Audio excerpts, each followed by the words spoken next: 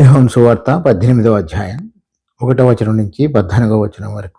యేసు ఈ మాటలు చెప్పి తన శిష్యులతో కూడా కెద్రోను వాగు దాటిపోయాను. అక్కడ ఒక తోట ఉండెను. దానిలోనికి ఆయన తన శిష్యులతో కూడా వెళ్ళెను.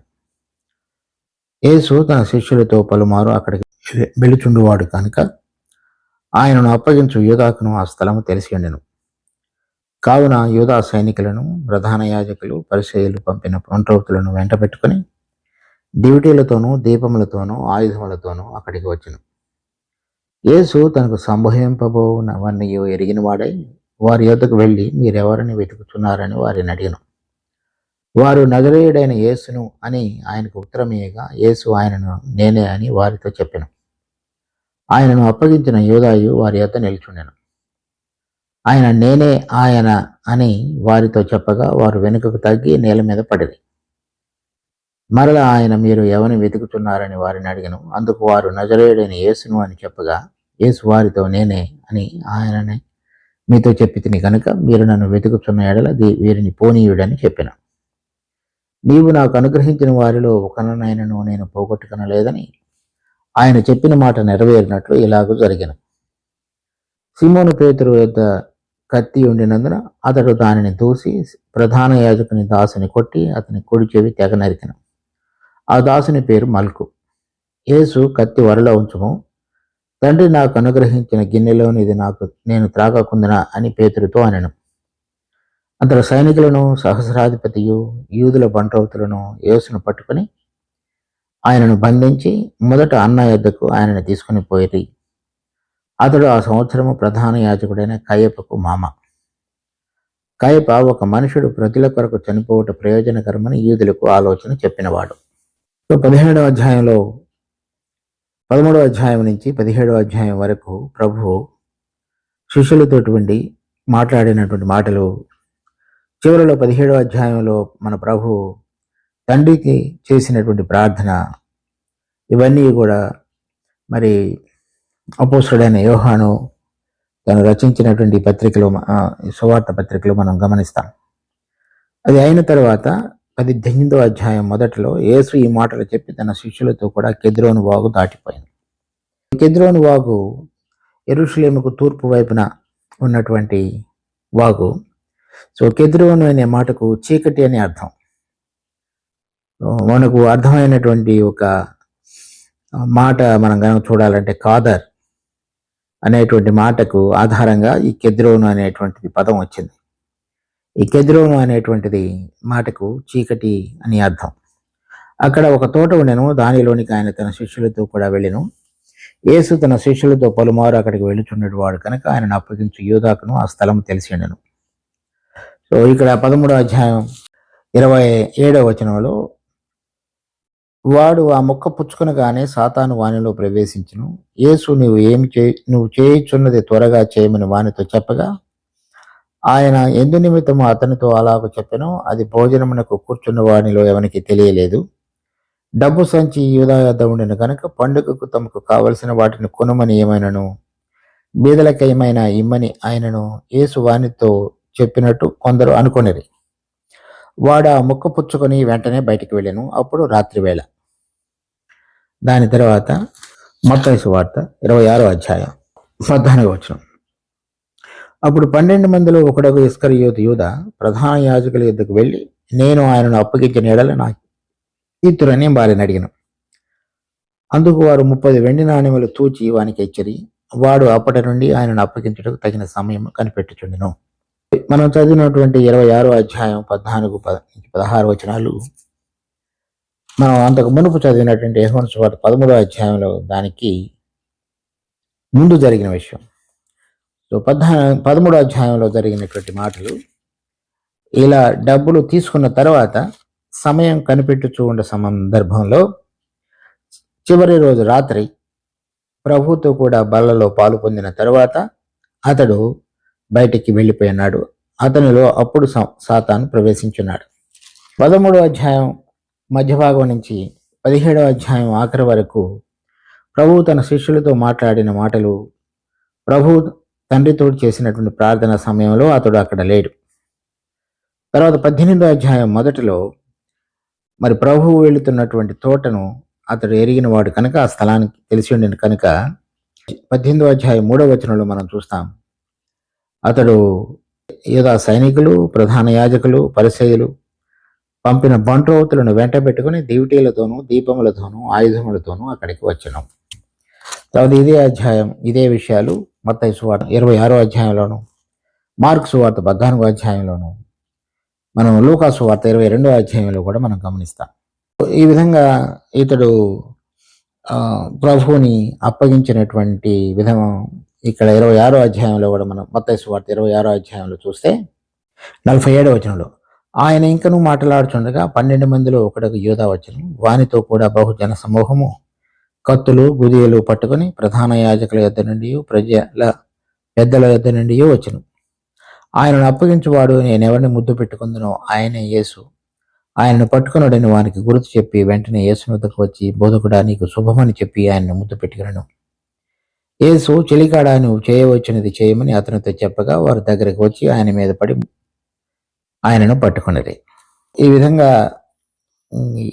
ఇస్కరియోతు యూదా 30 నాణ్యముల కొరకు అతనిని ప్రభువుని అప్పగించి, వెండి నాణ్యముల కొరకు అతన్ని అప్పగించి, ఆ 13వ అధ్యాయం యోహాను సువార్త 13వ అధ్యాయంలో బలలో పాలు పొందిన తరువాత అతడు ప్రధాన యాజకుల యొద్దకు, ప్రజల అధిపతుల యొద్దకు వెళ్ళి ఈ సైన్యాన్ని వెంట పెట్టుకొని, ఈ 18వ అధ్యాయం మొదటి భాగంలో అతడు ప్రభు మరి పలుమారులు వెళ్ళేటువంటి స్థలానికి ఎరిగిన వాడు కనుక ఆ స్థలంలోనికి వీరందరినీ కూడా తీసుకొని ఆయుధములతోటి కూడా వచ్చాడు. వచ్చిన తర్వాత ఇక్కడ 18వ అధ్యాయంలో మనం చూసినప్పుడు ఇతడు ప్రభువును ముద్దు పెట్టుకుని ఉన్నట్లుగా రాయలేదు. కానీ ఇక్కడ 26వ అధ్యాయంలో మనం చూసినప్పుడు మనం దాన్ని గమనించగలుగుతున్నాం. 26వ అధ్యాయంలో 48వ వచనం, ఆయనను అప్పగించువాడు నేను ఎవరిని ముద్దు పెట్టుకుందునో ఆయనే యేసు. ఆయనను పట్టుకున్నాడని వానికి గుర్తు చెప్పి వెంటనే యేసు వద్దకు వచ్చి, బోధకుడా నీకు శుభమని చెప్పి ఆయనను ముద్దు పెట్టుకున్నాడు. ఇంత మరి 3.5 సంవత్సరాలు ప్రభువుతోటి కూడా ఉండి అనేకమైన అద్భుతమైనటువంటి సూచక క్రియలు, తర్వాత పరలోక సంబంధమైనటువంటి బోధ వినిన తరువాత అతడు ఇక్కడ ఉన్నటువంటి 30 వెండి నాణ్యముల కొరకు ప్రభువును అప్పగించినటువంటి తీరు మరి ఎంతో దుఃఖకరమైనటువంటి సంగతి. ఒక మనిషిలో ఎటువంటి విధమైనటువంటి స్వభావం మరి ఉండి ఉండవచ్చు అనేటువంటి దానికి ఉదాహరణగా మనం యూదా విషయాన్ని మనం చూస్తాం. అతడు అంత మాత్రమే కాకుండా అతన్ని గురించినటువంటి కొన్ని విషయాలు కీర్తనల గ్రంథంలో రాయబడి ఉన్నాయి. చూడండి, 41వ అధ్యాయం 9వ వచనం, నేను నమ్ముకొని నా వివాహితుడు నా ఇంట భోజనం చేసినవాడు నన్ను తన్నుటకై తన మడిమనెత్తిని. సో ఈ వివాహితుడు అని తెలుగులో రాయబడినది, ఇంగ్లీష్లో అయితే ఫ్రెండ్ అని రాయబడింది, లేక దగ్గర సంబంధం కలిగిన వాడు అని అర్థం. ఇది ఈ వచనం 41వ అధ్యాయం కీర్తన 9వ వచనంలో చెప్పబడినటువంటి మాట ఈ ఇస్కరియోతు యూదాను గురించి ముందుగా ప్రవచనంలో చెప్పబడింది. తర్వాత 55వ అధ్యాయంలో కనుక చూస్తే ఇంకొక చోట 12వ వచనం నుంచి, నన్ను దూషించువాడు శత్రువు కాడు, శత్రువు అయిన ఎడల నేను దాన్ని సహింపవచ్చును. నా మీద మిట్టిపడివాడు నా యందు పగబట్టినవాడు కాడు, అటువాడైతే నేను దాగి ఉండవచ్చును. ఈ పని చేసిన నీవు నా సహకారివి, నా చెలికాడవు, నా పరిచయుడవు. మనము కూడి మధురమైన గోష్ఠి చేసి ఉన్నవారము, ఉత్సవమునకు వెళ్ళి సమూహముతో దేవుని మందిరమునకు పోయి ఉన్నవారము. వారికి మరణం అకస్మాత్తుగా వచ్చునుగాక, సజీవులుగానే వారు పాతాళమునకు దిగిపోవుదురుగాక. చెడుతనము వారి నివాసములోను వారి అంతరంగమును అందును ఉన్నది. ఇక్కడ యూదాను గురించి రాయబడినటువంటి కీర్తన మనం గనక చూసినట్లయితే 55వ అధ్యాయంలో ఇది 2వ సమూయేలు 15వ అధ్యాయం యొక్క నేపథ్యంలో దావీదు రాసినటువంటిది. అతని కుమారుడైన అబ్షాలోము చేత తరమబడుతున్నటువంటి సమయంలో రాయబడినటువంటి కీర్తన. కానీ దానిలో మనం చూస్తున్నటువంటి ఈ కొన్ని విషయాలు ఈ ఇస్కరియోతు యూదాను గురించి కూడా వ్రాయబడ్డాయి. తర్వాత ఇది చెప్తున్నాడు, ఈ పని చేసిన నీవు నా సహకారివి, నా చెలికాడవు, నా పరిచయుడు.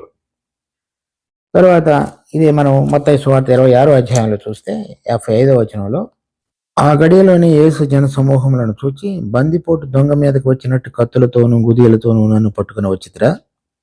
నేను అనుదినము దేవాలయంలో కూర్చుండి బోధించుచున్నప్పుడు మీరు నన్ను పట్టుకొనలేదు. ఇక్కడ మనము మధురమైన గోష్ఠి చేసి ఉన్న వారము, ఉత్సవమునకు వెళ్లి సమూహంతో దేవుని మందిరమునకు పోయి ఉన్న వారము. ఈ విధంగా ఇస్కరియోతు యూదా గురించి ముందుగానే 41వ అధ్యాయంలో 55వ అధ్యాయంలో కూడా ప్రవచించబడి ఉన్నది. ఇంకా కొన్ని చోట్ల కూడా కీర్తనల్లో వ్రాయబడి ఉన్నది. ఇక్కడ మనం చూస్తున్నట్లుగా ఆ యూదా, అతని యొక్క అంతరంగము ఎంతో దుష్టత్వంతో నిండి ఉన్నది. చెడుతనము వారి నివాసములలోనూ వారి అంతరంగమునందును ఉన్నది. ఈ మనలో ఉన్నటువంటి ఈ శరీరము, ప్రాణము, ఆత్మ, ఈ ఆత్మలో ఉన్నటువంటి అంతరంగం, మరి జీవాత్మను సృజించి మనుషుని యొక్క అంతరంగమందు ఉంచిన దేవా అని రాయబడినది. చూడండి, జకర్యా గ్రంథం 12వ అధ్యాయం 1వ వచనం. దేవోక్తి ఇశ్రాయేలీయులను గూర్చి వచ్చిన యెహోవా వాక్కు, ఆకాశ మండలమును విశాలపరిచి భూమికి పునాది వేసి మనుషుల అంతరంగములో జీవాత్మను సృజించు యెహోవా సెలవిచ్చినదేమనగా. సో ఈ అంతరంగము అంటే ఈ మనుషుని యొక్క ఆత్మలో భాగం. దానిలో జీవాత్మను ఉంచేటువంటి వాడు మన దేవుడు, సృష్టికర్త. మనిషి యొక్క సృష్టిలో ఈ అంతరంగములో ఉండటానికి అనువైన విధంగా ఆత్మ ఉండటానికి అవసరమైన విధంగా అంతరంగాన్ని కూడా దేవుడు సృష్టించాడు. ఈ అంతరంగంలోనే అతనికి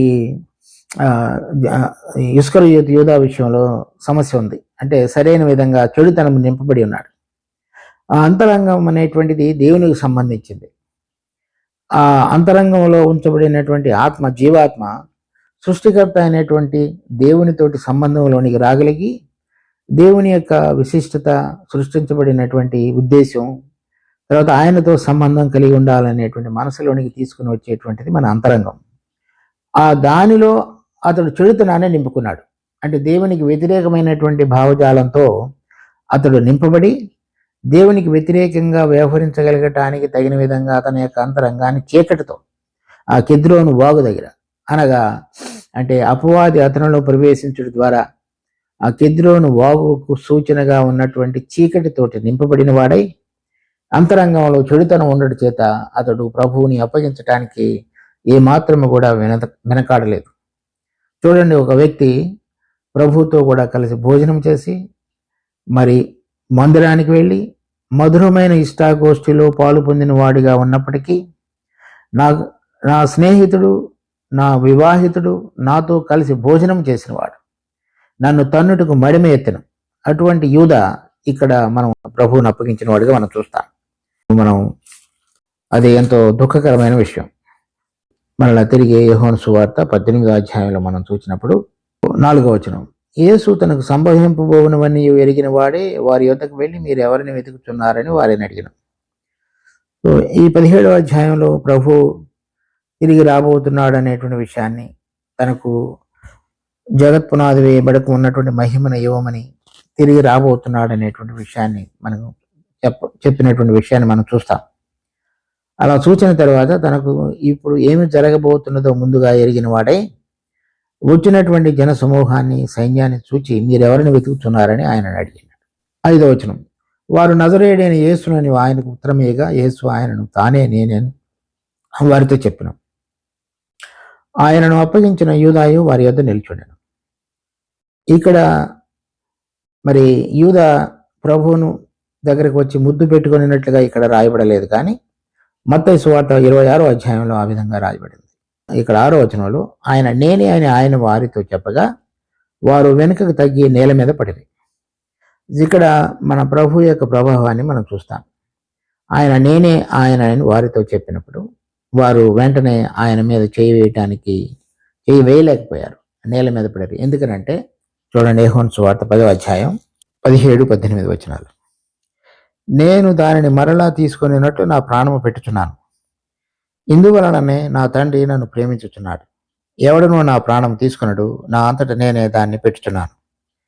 దాన్ని పెట్టుటకు నాకు అధికారం కలదు, దాన్ని తిరిగి తీసుకున్నట్టుకు నాకు అధికారం కలదు, నా తండ్రి వలన ఈ ఆజ్ఞ పొంది నేను. ఇది ప్రభు తన ప్రాణాన్ని పెట్టడానికి తిరిగి తీసుకునటానికి అధికారం కలిగిన వాడు. తర్వాత ఎవరు కూడా అతని ప్రాణాన్ని బలవంతంగా తీసుకొనలేరు. ఎవడును నా ప్రాణం తీసుకొనడు. ఇక్కడ తనకు సంభవింపబోయే సంగతులన్నీ కూడా ఎరిగిన వాడిగా ఉండుట చేత ఇప్పుడు తను అప్పగించబడబోయేటువంటి సమయం వచ్చినది కనుక ఆయన వారి ఎదుట అలా నిలబడి ఉన్నాడు. కానీ ప్రభు యొక్క ప్రభావాన్ని బయలుపరచబడిన విధానం మనం చూసినప్పుడు నేనే అని ఆయన వారితో చెప్పినప్పుడు వారు వెనకకి తగ్గి నేల మీద పడిపోయారు. మరలా 7వ వచనంలో మరలా ఆయన మీరు ఎవరిని వెతుకుతున్నారని వారిని అడిగాను. అందుకు వారు నజరేయుడు అని యేసును అని చెప్పగా యేసు వారితో నేనే ఆయనని మీతో చెప్పితిని కనుక మీరు నన్ను వెతుకుతున్న ఎడల వీరిని పోనీయడని చెప్పాను. నీవు నాకు అనుగ్రహించిన వారిలో ఒకనైనను నేను పోగొట్టుకునలేదని ఆయనతో చెప్పిన మాట నెరవేరినట్లు ఇలాగ జరిగింది. కనుక మీరు నన్ను వెతుకుతున్నారు కనుక మరి నాతో పాటుగా ఉన్నటువంటి 11 మంది శిష్యులను పోనీయడని వారిని మీరేమీ చేయవద్దని చెప్తున్నాడు.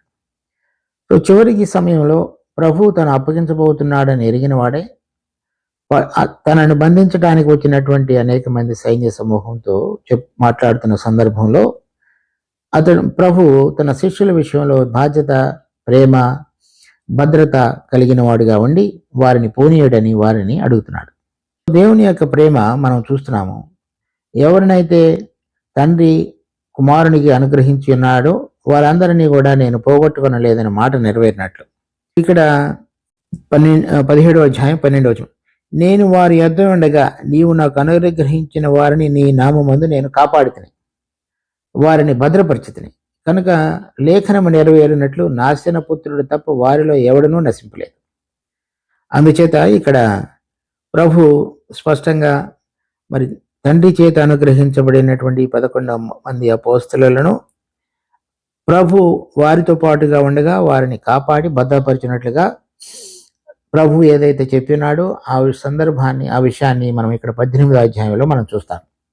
తర్వాత 10వ వచనం, సీమోను పేతురు కత్తి ఉండినందున అతడు దానిని దూసి ప్రధాన యాజకుని దాసుని కొట్టి అతని కుడి చెవి తెగ నరికిన. ఆ దాసుని పేరు మల్కు. యేసు కత్తి వరలో ఉంచుము, తండ్రి నాకు అనుగ్రహించిన గిన్నెలోనిది నేను త్రాగకుందునా అని పేతురుతో అనను. ఇక్కడ అతనితో పాటుగా ఉన్నటువంటి పేతురు దగ్గర కత్తి ఉండినందున అతడు ఇక్కడ మనం ఒక విషయాన్ని చూడాలి. లూకా సువార్త 22వ అధ్యాయంలో 35వ వచనం నుంచి, మరియు ఆయన సంచియు జాలియు చెప్పులను లేకుండా నేను మిమ్మల్ని పంపినప్పుడు మీకేమైనా తక్కువైనా అని వారిని అడిగినప్పుడు వారు ఏమీ తక్కువ కాలేదని. అందుకు ఆయన ఇప్పుడైతే సంచి గలవాడు సంచియు జాలియు తీసుకుని పోవలను, కత్తి లేనివాడు తన బట్ట నమ్మి కత్తి కొనుక్కొనవలను. ఆయన అక్రమకారులలో ఒకటిగా ఎంచబడిను అని మాట వ్రాయబడిన మాట నా యందు నెరవేరవలసినది కనుక నన్ను గూర్చిన సంగతి సమాప్తమవుతున్నదని మీతో చెప్తున్నాను. ప్రభువా ఇదిగో ఇక్కడ 2 కత్తులు ఉన్నవనగా చాలునని ఆయన వారితో చెప్పాను. ఇక్కడ ప్రభు మరి ఆ రోజు రాత్రి వాళ్ళతోటి మాట్లాడుతున్న సందర్భంలో మరి ఆయన అక్రమకారులలో ఒకటిగా ఎంచబడుట అంటే ఈ విధంగా పేతురు తన కత్తిని తీసుకుని ప్రధాన యాజకుని దాసుని కొట్టి అతని కుడి చెవి తెగ నరికినటువంటి విధానం అక్రమకారుడిగా పేతురు ఎంచబడతాడు. అటువంటి వారిలో ప్రభువు కూడా ఉన్నాడు కనుక అతని గురించి వ్రాయబడిన మాట ఆయన అక్రమకారులలో ఒకటిగా ఎంచబడిన అంటే ఈ విధంగా చేయబడినటువంటి సందర్భాన్ని బట్టి పేతురు మరి దగ్గర కత్తి లేని వాడు తన భర్త నమ్మి కత్తి కనుక్కొనవలనని చెప్పబడినటువంటి విధంగా ఇతని దగ్గర కత్తి ఉండుట, కత్తిని బట్టి ఆ ప్రధాన యాజకుడి దాసుని కొట్టడం, తర్వాత అతని కుడి చెవి తెగ నరుకుట, అతని దాసుని పేరు మల్కు అని కూడా ఇక్కడ రాయబడింది. ఇది పేతురు యొక్క ప్రవర్తనను కూడా మనం చూస్తాం. పేతురు భావోద్వేగంతో నింపబడినటువంటి మనవంటి వ్యక్తి. తర్వాత సమయాన్ని బట్టి అతడు ఏ విధంగా మరి త్వరగా ప్రతిఘటన చూపించడానికి సిద్ధపడినటువంటి మనసు కలిగిన వాడిగా ఉంటాడో కూడా మనం ఇతనిలో చూస్తాం. అది ప్రతి మనిషిలో కూడా రకరకాలైనటువంటి స్వభావాలు ఉంటాయి. ఇతనిలో కలిగినటువంటిది ఆవేశపూర్ణుడిగా తన యొక్క ఉద్వేగం చేత నింపబడి ఆ సమయంలో తనకు తోచినది చేయటానికి ముందు తొందరపడేటువంటి వ్యక్తిత్వం కనిపించిన వాడిగా ఉంటాడు. దీని విషయంలో మరి ప్రభు తర్వాత అతనితో వ్యవహరించినప్పుడు అతనిలో వచ్చినటువంటి మార్పు రకరకాలైనటువంటి విధంగా అతడు రాసినటువంటి పత్రిక అపోస్తలుల కార్యంలో జరుగుతున్న సంఘటనల ద్వారా మనం గమనించగలుగుతాం. కనుక మనిషిలో ఇక్కడ మనం చూస్తున్నటువంటి తన శిష్యులలో ఒకడైనటువంటి ఇస్కరియోతు యూదా అతడు డబ్బు మీద ఆశ కలిగిన వాడిగా ఉండి మరి ప్రభుతో కూడా కలిసి భోజనం చేసి మందిరానికి వెళ్ళి బల్లలో పాలు పొంది మరి 3.5 సంవత్సరాలు బోధన విని అద్భుత కార్యములను సూచన వాడిగా ఉన్నప్పటికీ అతని యొక్క అంతరంగం చెడుతనంతో నిండినదిగా మనం చూస్తున్నాం. అందుచేత 30 వెండి నాణ్యముల కొరకు ప్రభువును అప్పగించిన వాడిగా ఉన్నాడు.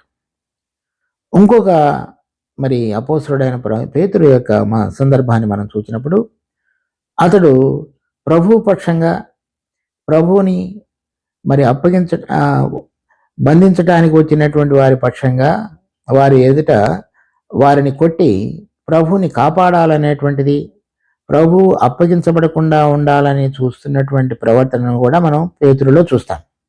ప్రభు దగ్గర ఉన్నటువంటి 12 మంది అపోస్తలులలో ఒకడు మరి ప్రభువుని మోసగించి మరి లోకాన్ని ప్రేమించి అంతరంగంలో చెడుతనమును నింపుకునే వాడుగా ప్రభుతో పాటుగా కలిసి 3.5 సంవత్సరాలు నడిచినవాడు. ఇంకొక అతను ప్రభువును ప్రేమించిన వాడిగా ప్రభువుని కాపాడటానికి ఎటువంటి మరి దయనను చేయటానికి వెనకాడకుండా ధైర్యం కలిగిన వాడిగా ఉండిన వాడిగా కూడా చూస్తున్నాం. కనుక మనలో ఈ అంతరంగంలో ఎటువంటి స్వభావం నింపబడి ఉన్నది అనేటువంటిది మనం గమనించి చూసుకోవాలి. ఇక్కడున్న వాటిని లోకాన్ని ప్రేమించి సాతాను మనలో జొరబడి మరి ప్రభువునికి వ్యతిరేకంగా నడిచేటువంటి స్వభావం మనిషిలో రాగలిగే అవకాశం ఉన్నదనే విషయాన్ని మనం గుర్తుంచుకోవాలి. కనుక దాని విషయంలో మనం జాగ్రత్త పడాలి. అలాగే మరి ప్రభువును ప్రేమించి ప్రభువు కొరకు ఏదైనా చేయటానికి ఇష్టపడినటువంటి స్వభావం కలిగినటువంటి పేతురు వలె మనం అంటే మనుషుల యొక్క చెవులు నరుకుట అనేటువంటి దానిలోని కాకుండా మరి ప్రభువు కొరకు నిలబడగలగటానికి ఇష్టపడినటువంటి మనసు కలిగిన వారంగా కూడా మనం ఇక్కడ చూడాలి. అయితే ఆ పేతురులో ఉన్నటువంటి ఇంకొక వేరైన స్వభావాన్ని కూడా తర్వాత వచనాల్లో మనం గమనిస్తాం. కనుక ఇక్కడ మనం చూస్తున్నటువంటి మాట ఇక్కడ అతని గురించి వ్రాయబడినటువంటి సందర్భం అది.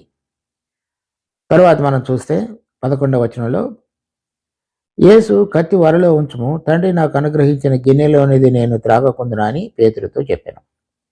కనుక ఇక్కడ ప్రభు 4వ వచనంలో చూసినప్పుడు తనకు సంభవింపబోవన్నీ ఎరిగిన వాడే తను తాను వారికి అప్పగించుకునటానికి ఇష్టపడినటువంటి వాడుగా ఉన్నాడు. తర్వాత నాకు అప్పగించిన దానిని అనుగ్రహించిన గిన్నెలోనిది నేను త్రాగకుందునా అంటే సిలువ వేయబడటానికి నేను వెనుకకు తగ్గకుండా నన్ను నేను అప్పగించుకుంటాను అని చెప్తున్నాడు. 12వ వచనం అందులో సైనికులను సహస్రాధిపతియు యూదుల బంట్రోతులను యేసును పట్టుకొని ఆయనను బంధించి మొదట అన్న యొద్దకు ఆయనను తీసుకుని పోయేది. అతడు ఆ సంవత్సరం ప్రధాన యాజకుడైన కయపకు మామ. ఇక్కడ ప్రధాన యాజకుడు కయప అని, తర్వాత అతని మామ అన్న, ఇద్దరు ఉన్నారు. అన్న కూడా అంతకు మునుపు ప్రధాన యాజకుడు, అతని తర్వాత ప్రధాన యాజకుడైన వాడు కయప. ఇప్పుడు ప్రభువును పట్టుకునే సందర్భంలో బంధించబడిన సందర్భంలో ఉన్నటువంటి ప్రధాన యాజకుడు కయప. అతడు ఒక మనుషుడు ప్రజల కొరకు చనిపోవట ప్రయోజనకరమని యూదులకు ఆలోచన చెప్పినవాడు. అంతకు మునుపు ఒక మనుషుడు మన కొరకు అంటే మనుషుల కొరకు మనందరి కొరకు చనిపోవట ప్రయోజనము అని చెప్పినటువంటి వాడు ఆ యాజకుడు. కానీ మొదట అతడు అంతకు మునుపు యాజకుడిగా ఉండి మరి అతడు రాజీనామా చేసిన తర్వాత అతడు దిగిపోయిన తర్వాత యాజకుడైనటువంటి కయపకు మామ. సో మొదట అన్న యొద్దకు తర్వాత కయప యొద్దకు ప్రభు తీసుకొని రాబడుట అనేటువంటిది మనం చూస్తున్నాం. కయప అతనిలో ఈ యూదుల కొరకు ఒక మనుషుడు ప్రజల కొరకు ఒక మనుషుడు కొరకు చనిపోవట అనేటువంటిది మంచిది అనేటువంటి ఆలోచన కలిగిన వాడు. దానిని బట్టి అతడు ఏ విధంగా మరి వ్యవహరిస్తాడు అనేటువంటిది మనం అర్థం చేసుకోగలుగుతాం. ఇది తర్వాత వచనాల్లో మనం ఇంకా వేరైనటువంటి మరి మనుషుల యొక్క వ్యక్తిత్వాలు ఏ విధంగా దీనిలో రాయబడి ఉన్నాయో మనం గమనించగలుగుతాం. సో దేవుడు ఈ వాక్యం మన కొరకు ఆశీర్వదించిన గాక. మా జీవం కలిగిన తండ్రి, మీకు ఎంతో వందనాలు. మరి మేము చదివినటువంటి వాక్య భాగంలో ధ్యానించినటువంటి అంశాలలో యూద, పేతురు, ప్రభు మరి ఈ విషయాలను వారి యొక్క ఆ సందర్భంలో వారి యొక్క ప్రవర్తన నియమావళిని మేము గమనిస్తున్నాం కనుక మేము వాటిలో నేర్చుకోవలసినవి, పరీక్షించుకోవలసిన విషయాలు మాకు తెలియజెప్పుతూ మమ్మల్ని ఆశీర్వదించండి. మీకు ఇష్టకరమైన రీతిలో తండ్రి మాకు అప్పగించిన దానిని మేము నెరవేర్చుటకు, ప్రతి దానిలో కూడా పాలు పొందుటకు, దానిలో ఉన్న ఆశీర్వాదాన్ని మేము చూడగలుగుటకు కావలసిన కృపలో మమ్మల్ని ఉంచండి. పేతురు వలె భావోద్వేగంతో మరి ఆవేశపూరితులమై మేము ప్రవర్తించుటలో మరి మిమ్మల్ని ప్రేమించాలనే ఉద్దేశం మంచిదే అయినప్పటికీ ప్రవర్తనలో ఎటువంటి విధంగా మరి మేము స్వయం నియంత్రణతో కూడిన మనసుతోటి వ్యవహరించాలో అది కూడా అర్థం చేసుకున్నట్టుకు మాకు సహాయం చేయి.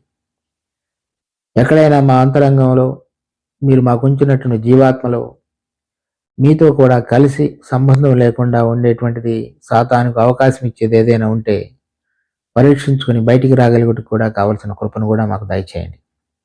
ఆ విధంగా తండ్రిగా మీరు మాకు పరలోక స్థలాలలో మహిమలో పాలు పొందుటకు ముందుగా ఎంచబడినటువంటి గుంపులో మేము ఉండగలిగే విధంగా మమ్మల్ని ప్రతిరోజు కట్టమని మేము వేడుకుంటున్నాం. మా రక్షకుడు ప్రభువైన యేసు నామమున అడుగుతున్నాం తండ్రి. ఆమేన్.